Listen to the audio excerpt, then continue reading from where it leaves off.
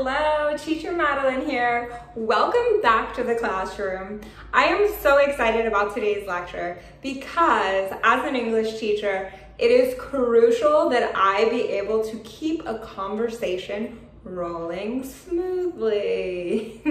Today's lecture is all about how to keep it going. We only have such a short amount of time together on the phone during our phone English classes, so it's really important that we make the best possible use of our time. Help me help you by using these top 5 tips and tricks that I've put together. I myself really use these tips and tricks on a daily basis, not just for phone English classes, but with friends and family. Even when we're talking with people that we love the most, there's always that awkward what to say next. So let's avoid that and get right into it. Number 1, my first tip is, how are you? Be prepared to answer, how are you? This is one of the first things that you ever learned how to say in English, right? You can most definitely expect that someone is going to ask you this question. So be prepared to answer. And do not say, I'm fine, thank you, how are you? I'm fine, thank you, how are you? No, the problem with this is that I'm fine, thank you, how are you is only one possible answer out of the millions and millions of possible answers. When someone asks you how you are, you have a wonderful opportunity to direct the conversation any way that you would like it to go. Bring up a topic that you feel comfortable talking about. Bring up a topic that you are excited to share. You can say literally anything. There's not many things that you can respond with to this question and have the other person you're talking to think that you're crazy. It's endless opportunity, right? So say something other than I'm fine, thank you, how are you? Because that answer indicates to me as a listener that your English vocabulary is very limited. We want to avoid this, especially if you are taking an English exam of any kind that is spoken. As a judge or the person scoring your test, if you say I'm fine, thank you, how are you? You're automatically not going to go above the intermediate level. We want you to get advanced, so come on and be creative with your answers. Be prepared. Secondly, keep in mind that the onion theory is directly related to how are you. The onion theory, or known as social penetration theory, it is a theory that basically states it's natural as human beings when we first meet someone, we're going to keep things very superficial, the outer layer of the onion, meaning talking about the weather or sports. It's very common topic.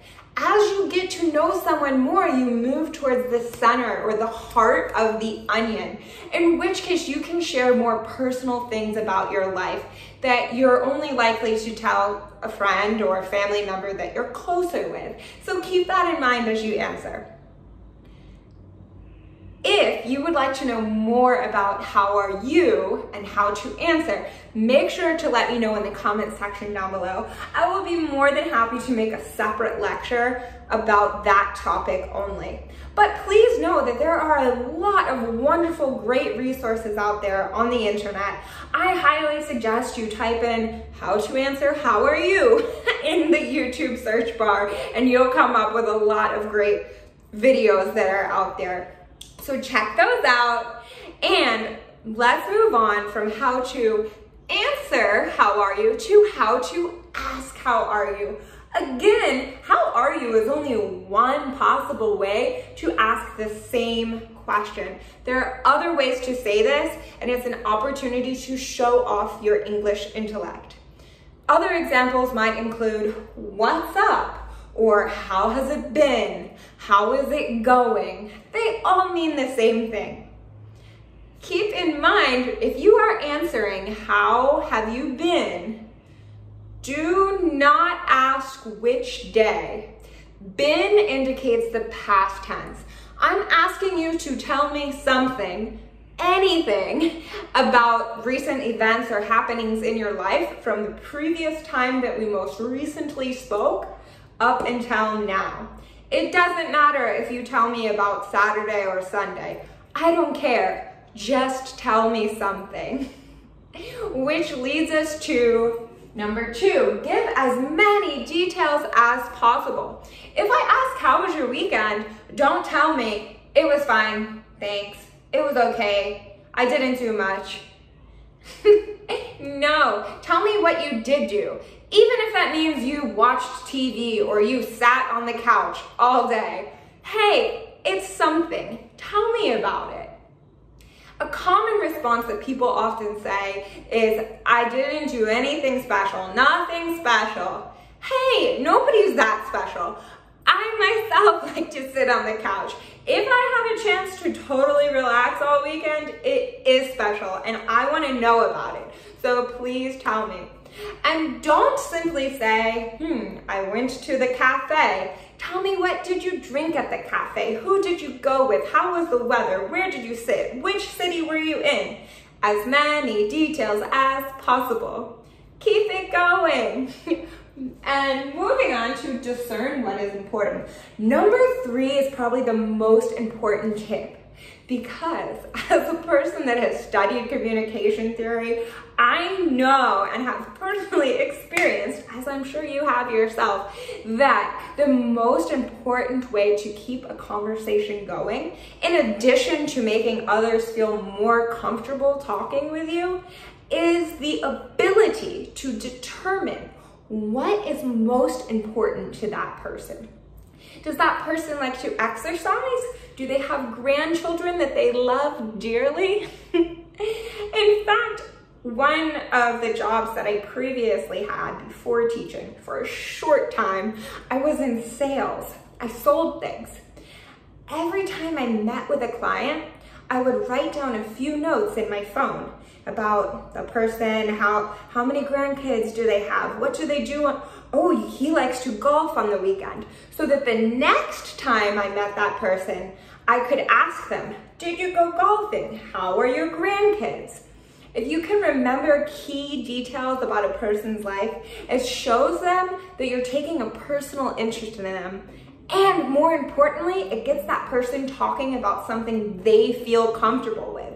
Once they feel comfortable, they will feel comfortable with you and trust you and get to talking more, thus keeping the conversation going. Another way to after you discern what is important to someone, you can give compliments. Give compliments based on what's important to them. If you know that someone exercises a lot and they care about their body, then maybe compliment them. Hey, your muscles are looking bigger. Wow, you've lost a lot of weight. Secondly, ask questions about that topic. As I mentioned, if you know someone loves their grandbabies, ask, how are your grandkids? Moving on to number 4, body language. I previously made a lecture about some popular physical gestures that are used in Northern America. If you haven't already, make sure to check that out. Today, I'm talking more generally. You can use body language to express that you are interested in what a person is saying, ultimately making that person feel more comfortable to continue talking. Examples include maintaining a comfortable amount of eye contact, leaning forward to show that you're listening, and obviously don't be playing on your cell phone or twiddling your thumbs. Express that you're both relaxed and focused. Lastly, transitional phrases. This is a fun one because we've all been caught up in a conversation where the topic is one of which either we're not interested in or we're really confused, don't know what's going on, especially when we're talking to people that have different native languages than our own. Sometimes it's just a topic we can't comprehend all of those words, right? So quickly change the topic naturally by using two transitional phrases. Anyways, and so. When you say these words, make sure to exaggerate. For example, if you're in conversation with someone about baseball, I don't know anything about baseball. I don't understand what you mean by home run and third base, shortstop. What? So instead of saying, I don't know what you're talking about, making things very awkward, I can simply say, anyways, did you go shopping last weekend? Anyways, how's the weather in Korea? Or so anyways, you can use them together or simply so, how's the weather? Moving on to the last two are both transitional phrases, but they're used to bring the focus back to the main point of the conversation, the most important thing. You can say, my main point is, or you can say, bottom line. These are great, especially in business English.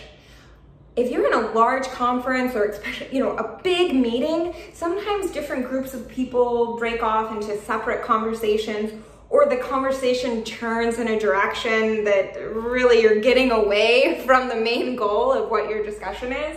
So you can say, hey, everybody, bottom line, we need to increase our sales. How can we do that? Or, all right, but my main point is everyone needs to be there for the meeting next week. Whatever your point is. So for example, my favorite restaurant is Chipotle. Maybe I want to tell you to go there and eat a burrito, but I start talking with you and I say, hey, do you know where Chipotle is? And you say, yeah, it's on the main street in Seoul. If you take a right, and I know it's a franchise and blah, blah, blah. Whoa, yeah, okay, but my point is, Chipotle is my favorite restaurant. Please go there, try their food, and let me know what you think. See how you can bring the conversation back to what you want to say? There you have it. Those are my top 5 tips and tricks. If you learned something new today, please give this video a thumbs up. I encourage you to subscribe to our channel, join the classroom, and hit that notification bell so that you can be notified of all future lectures. In fact, our next lecture will be about the difference in grammatical use of words like before, aside from, besides, and except for.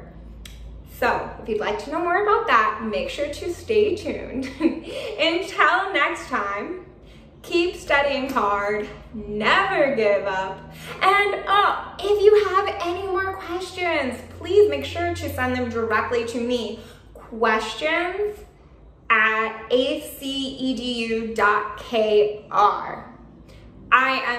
I so look forward to receiving emails from you guys. I'd love to help you out on a more personal basis, and you may be giving me some ideas for our next future lecture.